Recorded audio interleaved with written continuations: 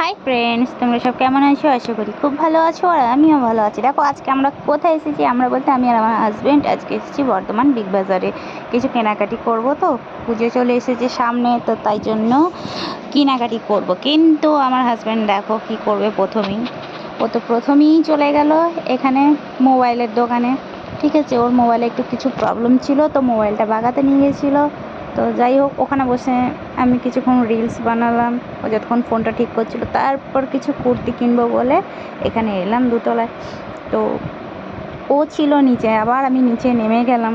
বাচ্চাদের জন্য কিছু কিনবে বলছিল, ম্যাগি, তারপর ওই ডাল, এসব কিছু কিনবে। তো ও দেখছিলো, বললো প্রীতি ক প্যাকেট নেবো, আমাকে জিজ্ঞেস করছে। যটা খুশি নিয়ে নাও তুমি। তো যাই হোক, 2 প্যাকেটই ও নিয়েছিল। তারপর দেখো এইখানে রাজমা আমার খুব পছন্দ হয়েছিল, তো আমি এখানে দাঁড়িয়ে দাঁড়িয়ে না, আমি ওকে বলেছিলাম যে তুমি রাজমাটা নিয়ে নাও 1 কিলোর মতো, আমার খুব ফেভারিট।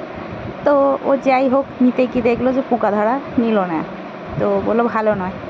তারপর এখানে একটা স্ট্যাচুর মতো জামা পরিয়ে রেখে দিচ্ছে। আমি তো দূর থেকে ভেবেছিলাম যে ওদের কোনো ছেলে। তারপর সামনে গিয়ে ওর সাথে কিছু সেলফি তুললাম। দিয়ে দেখো আমরা চলে যাচ্ছি এখন করজন গেট।